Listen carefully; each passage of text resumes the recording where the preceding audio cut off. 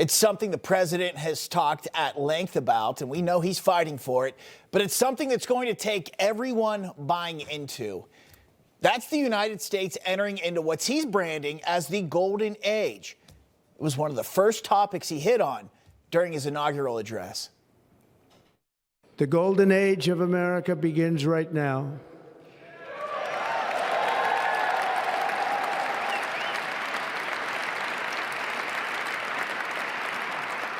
From this day forward, our country will flourish and be respected again all over the world. We will be the envy of every nation, and we will not allow ourselves to be taken advantage of any longer.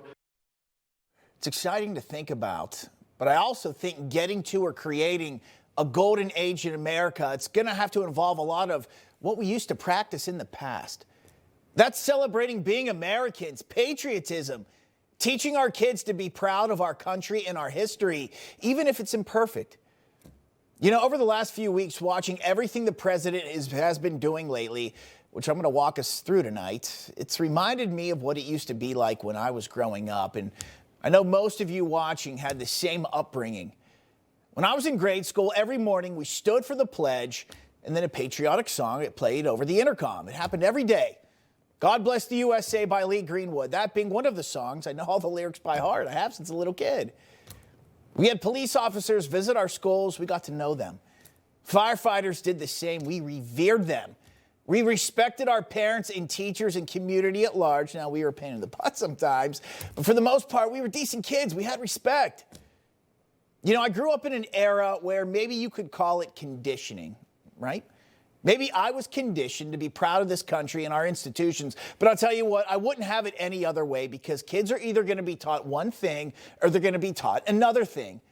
And I prefer living in a country where we celebrate our achievements, our past, what could be in the future. Because if we don't, something else and other people, they're going to take over. And it kind of seems like that already has happened to a very large degree. I think proof of that was the Biden administration. Take a look at who was running things, everybody. It was crazy. Now, you could call it woke, leftism, Marxism. You can call it whatever you want.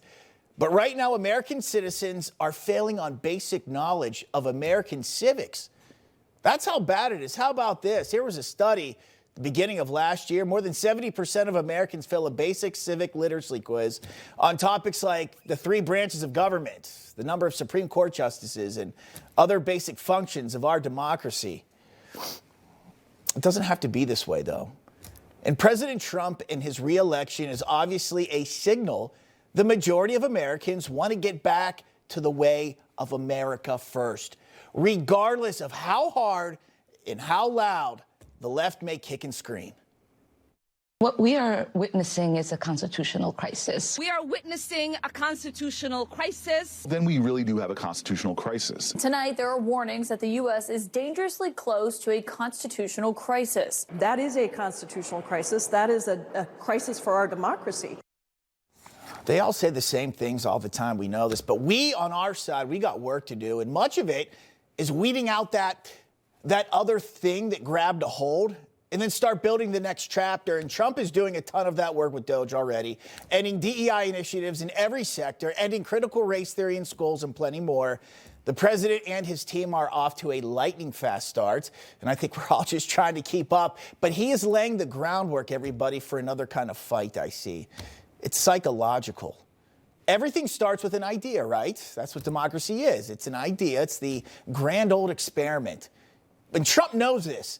And that's why one of his first priorities of this administration was stopping the purchase of U.S. steel by a Japanese company. You know what President Trump said about that the other day when meeting with the Japanese prime minister? Here's what he said. U.S. Steel is a very important company to us. It was the greatest company in the world for 15 years, many years ago, 80 years ago. And we didn't want to see that leave. And it wouldn't actually leave, but the concept, psychologically not good. So they've agreed to invest heavily in U.S. Steel as opposed to own it. You see what he said, the concept psychologically. How can we be the superpower of the world when people are watching companies with our namesake go on the tank? It's tough to do. It's also tough to convince Americans that we are exceptional when you're allowed to tear down our statues, rename our monuments and buildings, and anything else the left doesn't like. It's demoralizing. And that's why he's made it a priority to have Fort Bragg go back to being Fort Bragg and Mount McKinley go back to being Mount McKinley. That's also why he renamed the Gulf of Mexico to the Gulf of America, and he made it official while flying over it. And we're flying right over it right now. So we thought this would be appropriate. Even bigger than the Super Bowl. This is a big thing. And almost everybody now has assented to that. Attention on board. Ladies and gentlemen, if you could please direct your attention out the right side of the aircraft.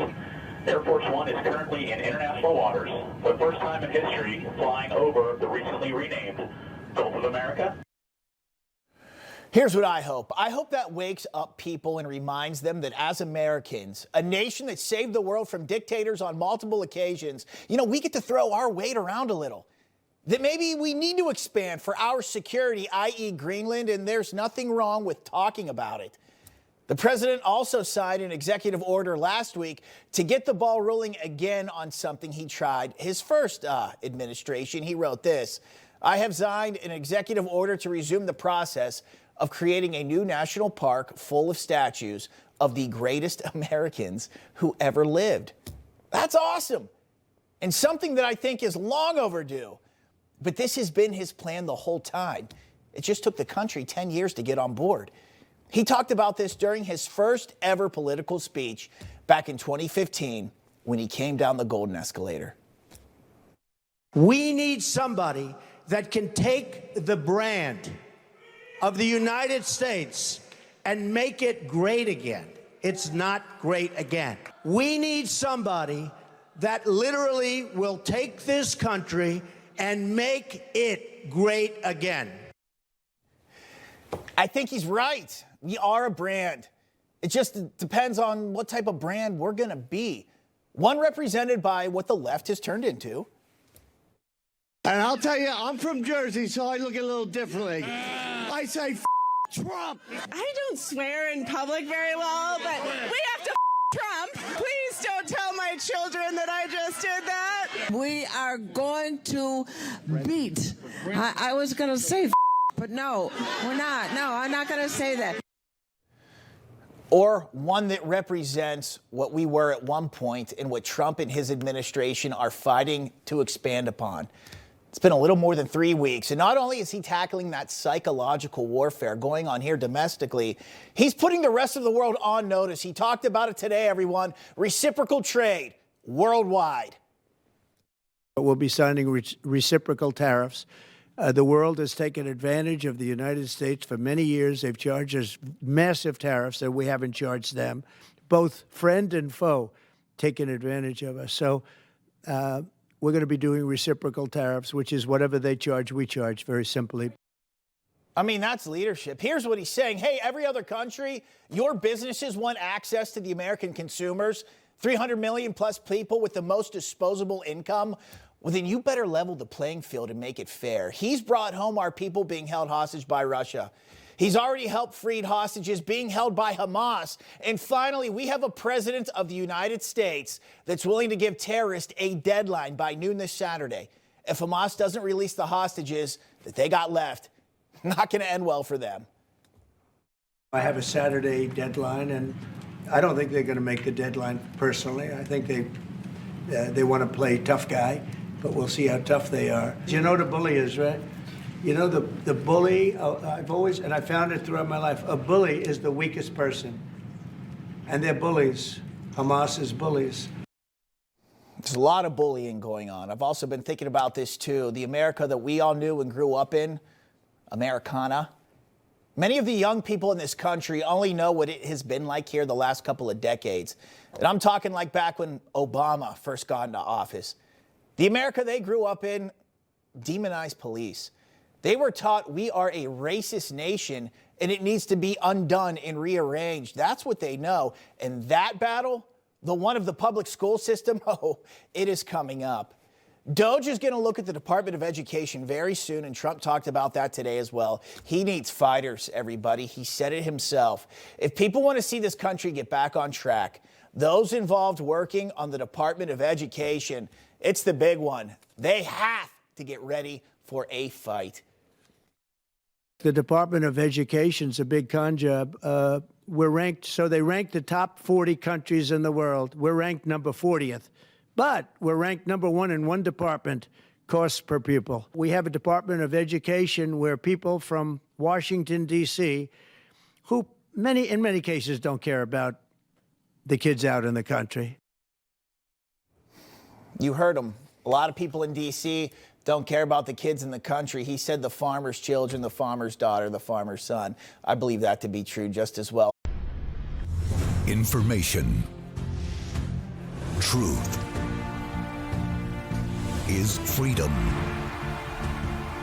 Is Newsmax. It's real news for real people.